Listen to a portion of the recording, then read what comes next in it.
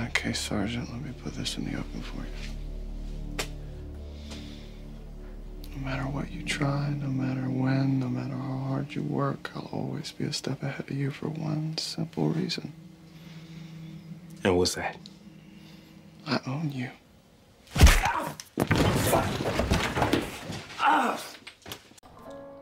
Zdravím ľudia, tu je Martez.sk a čo vám poviem?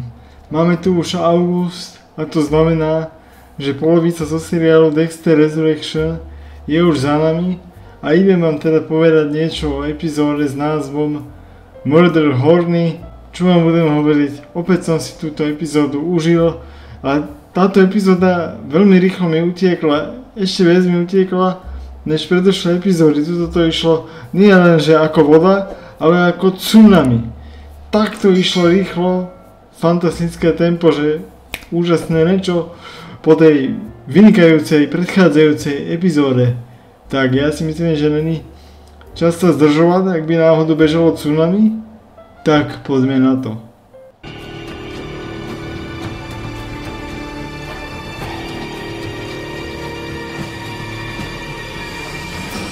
Hello, Dexter Morgan. Hlavný dôraz tejto epizódy sa sústredí na myšlienku, že Dexter nechce byť sám.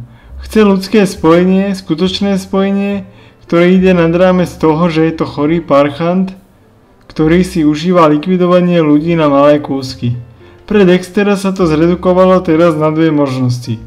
Na jeho syna Harrisona alebo novú lásku Lady Vengeance.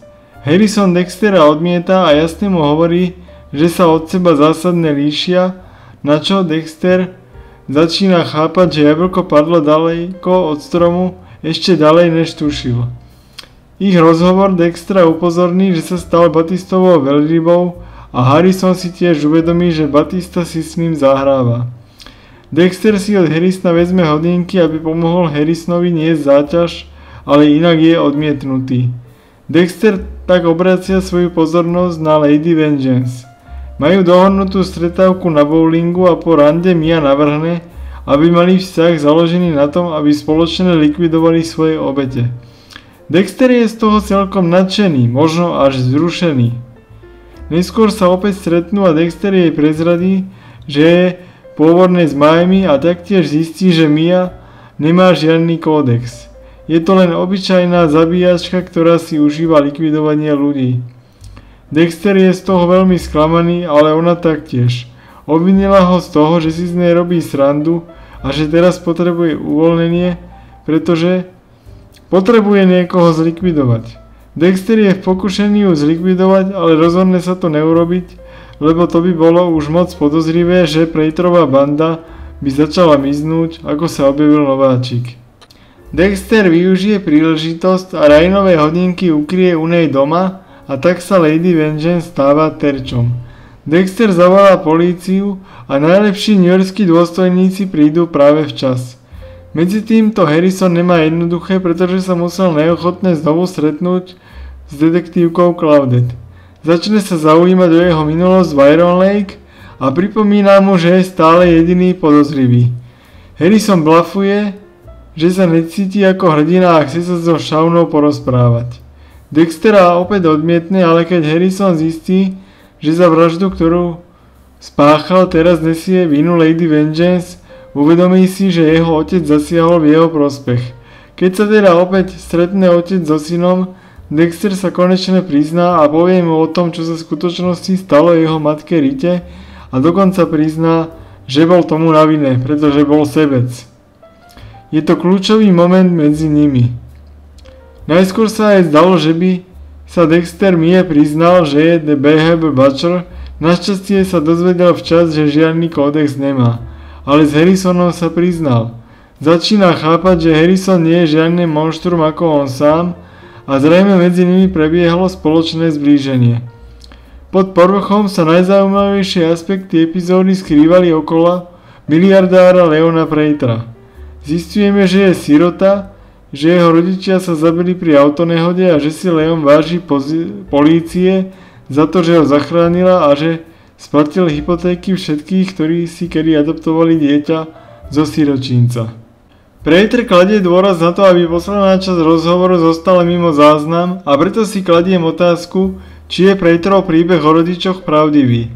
Mám dojem, že sa tu jedná o podvod a že odhaluje len polovičnú pravdu o svojom pôvode.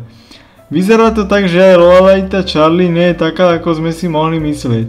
Vidíme konečne jej ľudskú stránku, keď navštíví svoju matku v nemocnici a Prater jej vyhrožuje kvôli situácii s Miou. Charlie teda navštíví Miu, ale popri tom je Batista zmetený rovnako ako Claudette. Ani jeden sa nezdá byť spokojný s uzavretým prípadom, ktorý zjavne nemal nič spoločné s Dexterom alebo s Harrisonom. Batista si je už teraz istý, že Dexter je Bay Harbor Butcher. Vie, že Dexter dokáže dobre zahľadiť stopy a zbalil vraždy na Jamesa Dougsa a že bol zaspletený aj do smrti LaGuertovej. A aby sme nezabudli, Quinn a Batista boli svedkami toho, ako Dexter zlikvidoval Olivera Saxona v poslednej epizóde 8. série. Za zmienku určite stojí aj to, že Quinn mal po smrti Ritty na Dextera svoje vlastné podozrenia a dokonca k tomu zapojil aj Stana Liddyho, o ktorého sa Dexter musel postarať a popri tom kryl Quinna kvôli Debre. Otázkou je, či Miu navštívi detektívka Claudette alebo sám Batista. Pretože telefonát, ktorý Dexter urobil, kde ju identifikoval ako Lady Vengeance, by mohol upútať pozornosť Claudette aj Batistu. Mia by určite dokázala identifikovať Dextera na fotografii. Vie, že s vraždou Raina nemal nič spoločné. Dexter tiež prezradil, že vyrastal v Miami a aby toho nebolo málo, má teraz krabičku na krvné sklíčka, ktorá nie je dostatočne veľká a používa rovnakú skrýš, do ktorej si Joy skovávala trávičku. Charlie je veľmi dobrá v hľadaní úkrytov. A potom je tu tá vec, že Harrisona zalocuje vina, pretože nie je monštrum ako jeho otec.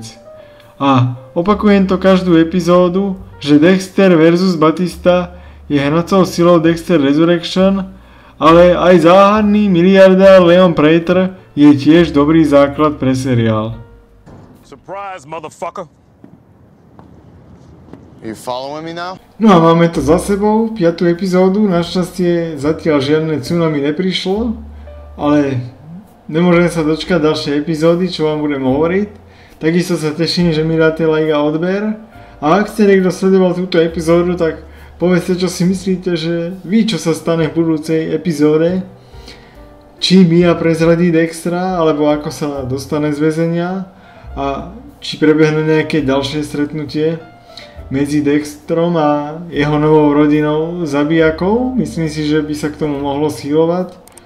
A ani sa nenaznáme a budeme tu mať konec seriálu, ale treba si to zatiaľ užívať, kým je možnosť.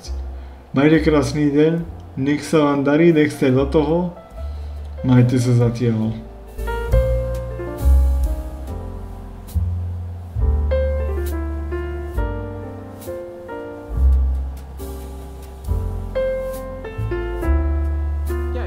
You think I want to teach you these things? This is the only way I know how to keep you out of an electric chair. This is about survival, Dex. Nothing else. This is Dexter's new birth certificate. The adoption finally went through. You're a Morgan now. I thought I was already a Morgan. Well, you have been to us, but it's official now. It took a long time and a lot of hurdles. This is an important day for us. Yeah, it does. You keep drawing, son. I'll make sure it finds him. Okay. It was me. The idea of a code was one thing, a grand idea, a noble cause, but the reality of it, Harry walked in on what he created, and he couldn't live with himself.